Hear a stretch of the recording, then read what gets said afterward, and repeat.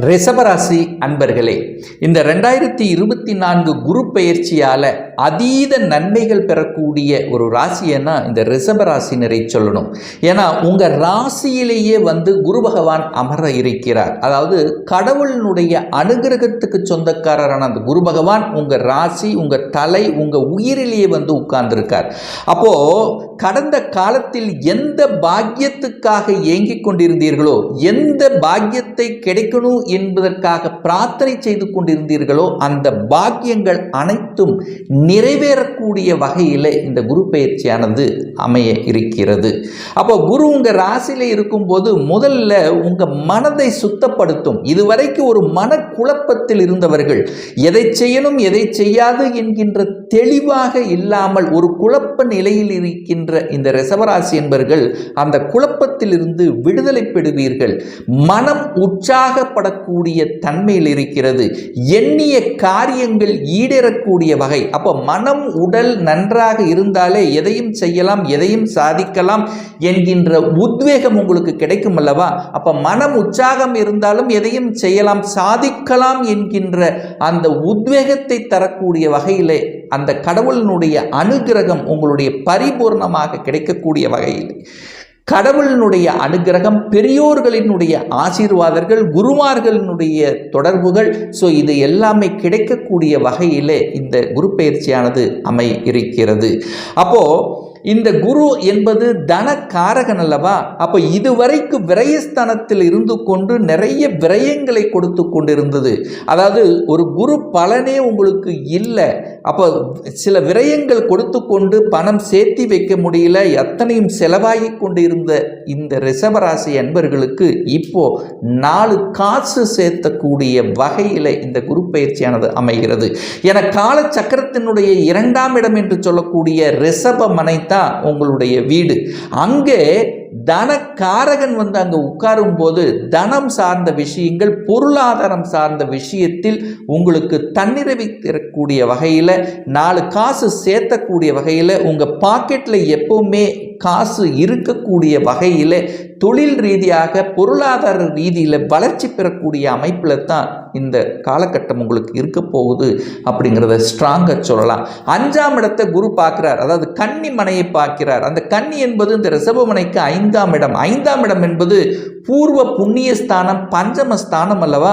அந்த இடத்தை குரு பார்க்கின்ற காரணத்தால் அந்த அதிர்ஷ்டங்கள் கிடைக்கக்கூடிய தன்மை, குழந்தைகள் மூலமாக நல்லவைகள் நடக்கக்கூடிய தன்மை, இதுவரைக்கும் ஒரு குழந்தை பாக்கியம் கிடைக்கலை என்கின்ற ஏக்கத்தில் இருக்கின்ற ரிஷபராசி என்பவர்களுக்கு இந்த வருடம் உங்களுடைய குடும்பத்தில் ஒரு மழலை சத்தம் கேட்கக்கூடிய தன்மையில் இந்த பயிற்சியானது உங்களுக்கு அமைய இருக்கிறது.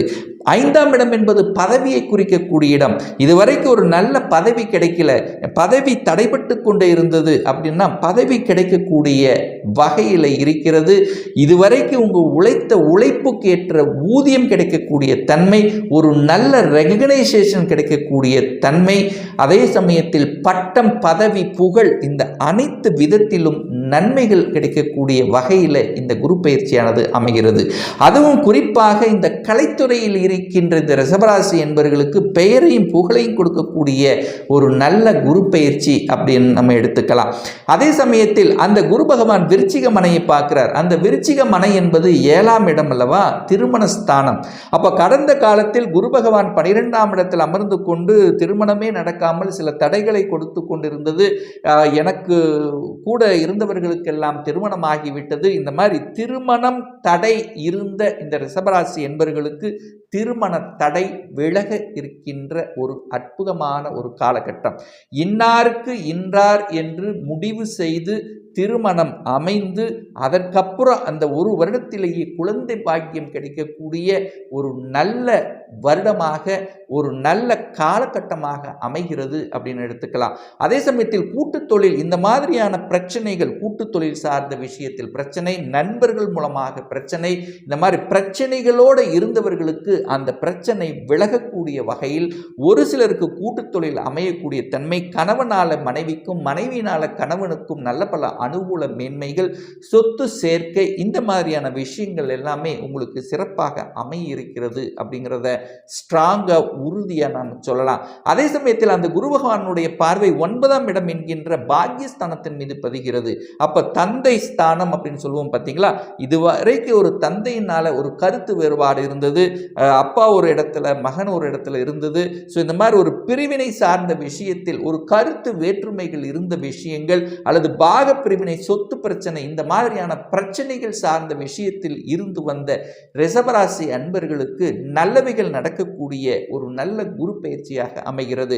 வெளிநாட்டு செல்லக்கூடிய யோகங்கள், வெளிநாட்டில் சென்று கல்வி பயிலக்கூடிய யோகங்கள் இந்த காலகட்டம் உங்களுக்கு சிறப்பாக இருக்கிறது.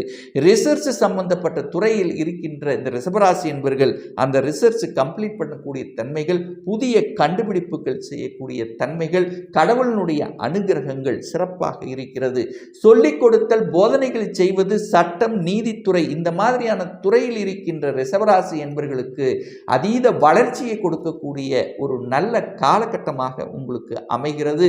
அதுவும் சொல்லிக் கொடுத்தல், அதாவது தன்னுடைய பேச்சு அறிவை வைத்து செய்யக்கூடிய தொழில்களும் நல்லவைகள் நடக்கக்கூடிய கன்சல்டன்சி, இந்த மாதிரி மார்க்கெட்டிங் சம்பந்தப்பட்ட துறையில் வளர்ச்சியை கொடுக்கக்கூடிய ஒரு நல்ல வருடமாக திகழ்கிறது இந்த ரிஷபராசி என்பர்களுக்கு.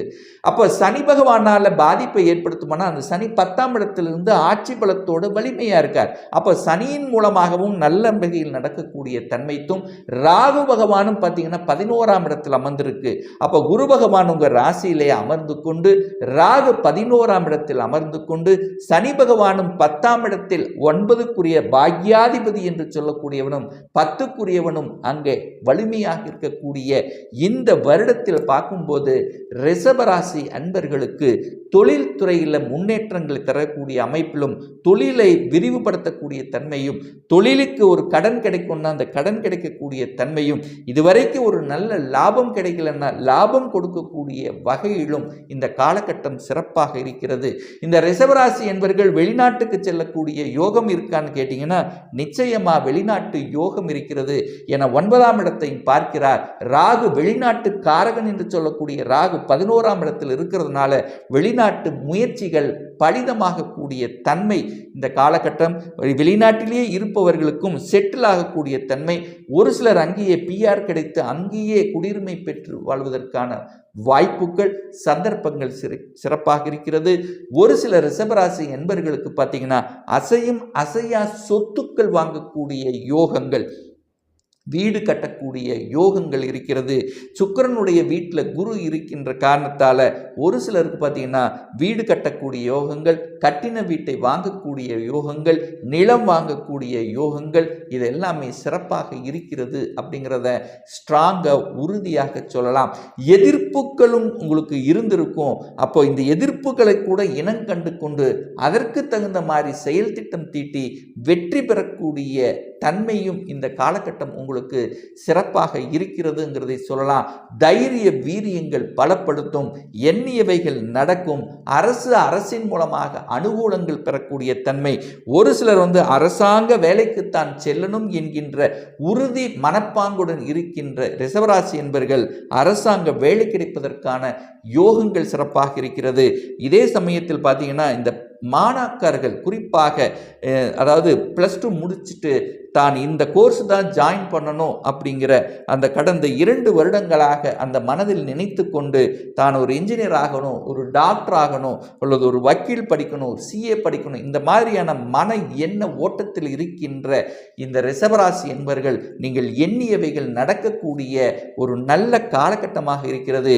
ஒரு சிலருக்கு உயர்கல்வி படிக்கக்கூடிய யோகங்கள், ஒரு சிலருக்கு வெளியில சென்று படிக்கக்கூடிய யோகங்கள், ஒரு சிலருக்கு மத்திய பணியில் சென்று பணியாற்றக்கூடிய, அதாவது தன்னுடைய சொந்த ஸ்டேட்டை விட்டு அதர் ஸ்டேட்ல சென்று பணிபுரியக்கூடிய வாய்ப்புகள் சிறப்பாக இருக்கிறதுன்னு சொல்லலாம். ஸோ இந்த குரு பெயர்ச்சியால ரிஷபராசி அன்பர்களுக்கு நல்லவைகள் நடக்கக்கூடிய, எண்ணிய காரியங்கள் ஜெயிக்கக்கூடிய, சாதிக்கக்கூடிய ஒரு நல்ல வருடமாகவே அமைய இருக்கிறது என்பதை உறுதியாக சொல்லலாம்.